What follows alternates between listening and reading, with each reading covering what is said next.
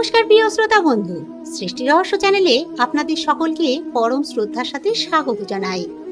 আজকের একবিংশ শতাব্দীতে একজন নারীকে প্রতিদিন এক অদৃশ্য কিন্তু কঠিন যুদ্ধের মুখোমুখি হতে হয়। একদিকে পেশাগত জীবনে নিজের যোগ্যতা প্রমাণের লড়াই, অন্যদিকে সন্তান, সংসার, সামাজিক প্রত্যাশা এবং সম্পর্কের মানসিক ভার বহনের সংগ্রাম।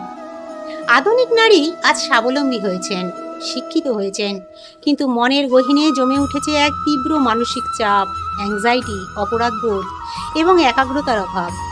কিন্তু আপনি কি জানেন, আজ থেকে ৫,০০০ বছর আগে শ্রীমদ্ ভাগবত গীতায় শ্রীকৃষ্ণ যে পরম চেতনার কথা বলেছিলেন, তা আধুনিক নারীর এই বহুমুখী সংগ্রাম বা মাল্টিটাস্কিং কুরুক্ষেত্র এর সবচেয়ে বড় সমাধান। গীতায় নারী শক্তিকে কেবল সহনশীলতার প্রতীক বলা হয়নি, তাকে বলা হয়েছে প্রজ্ঞা, সাহস এবং আধ্যাত্মিক শক্তির পরম উৎস। আজ আমরা এই ভিডিওতে জানবো কিভাবে গীতার জ্ঞান একজন আধুনিক নারীকে স্বাবলম্বী করার পাশাপাশি ভেতরে এক অদম্য মানসিক শান্তি ও আত্মবিশ্বাস দিতে পারে। আসুন সবাই মিলে পরম শ্রদ্ধায় এক সুরে বলি রাধা রাধা। শ্রোতা বন্ধু, আধুনিক নারীদের সবচেয়ে বড় মানসিক শত্রু হলো গিল্ট বা অপরাধবোধ। চাকরিজীবী নারী ভাবেন, আমি হয়তো সন্তানকে পুরো সময় দিতে পারছি না। আবার গৃহিণী নারী অনেক সময় হীনমন্যতায় ভোগেন, আমি হয়তো নিজের পায়ে দাঁড়াতে পারলাম না। সবাইকে একসাথে খুশি রাখার চেষ্টা করতে গিয়ে আধুনিক নারী নিজের মানসিক শান্তি বিসর্জন দিয়ে ফেলেন।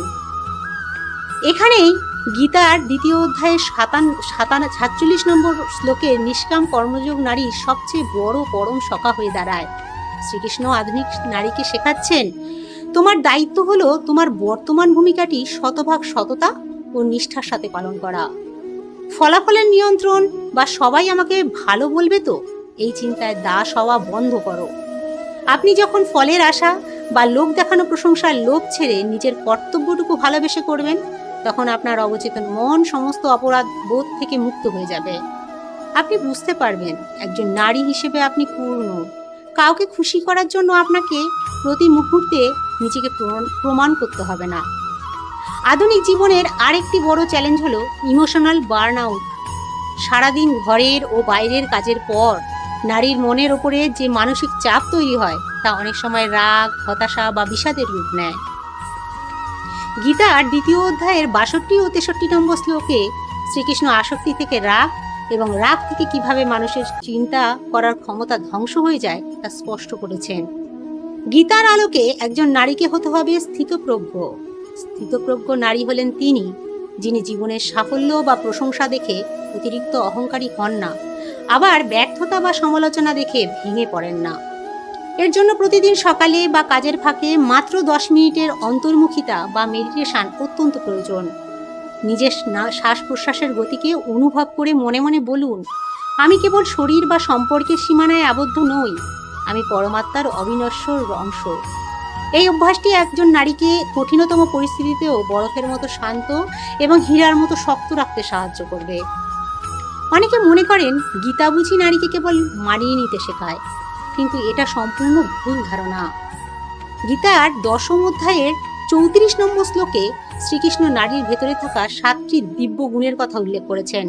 শ্রীকৃষ্ণ বলেছেন, নারীদের মধ্যে আমি হলাম কীর্তি অর্থাৎ যশ, শ্রী অর্থাৎ সৌন্দর্য ও সমৃদ্ধি, বাক অর্থাৎ মধুর ও সত্যবাণী, স্মৃতি অর্থাৎ স্মরণ শক্তি, মেধা অর্থাৎ বুদ্ধিমত্তা, ধৃতি অর্থাৎ ধৈর্য এবং ক্ষমা। চিন্তা করে দেখুন, আজ থেকে ৫,০০০ বছর আগে শ্রীকৃষ্ণ নারীকে মেধা, ক্ষমতা, পরিচিতি এবং সম্মানের প্রতীক হিসেবে ঘোষণা করেছেন।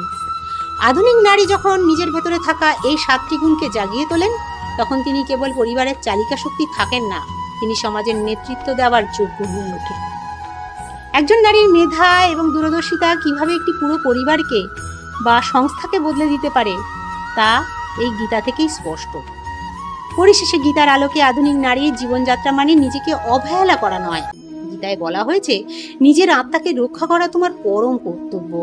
নিজেকে ভালোবাসুন, নিজের শরীর ও মনের যত্ন নিন, কারণ আপনি শান্ত ও শক্তিশালী থাকলে আপনার চারপাশের পৃথিবীটাও শান্ত থাকবে। জীবনের কঠিন মোড়ে যখন নিজেকে একাকী বা অসহায় মনে হবে, তখন মনে রাখবেন আপনি দ্রৌপদীর মতো পরম সুরক্ষিত। যে নারী শ্রীকৃষ্ণের চরণে আত্মসমর্পণ করে নিজের কর্তব্য পালন করেন, তার সমস্ত দায়িত্ব স্বয়ং ঈশ্বর নিজের কাঁধে তুলে নেন।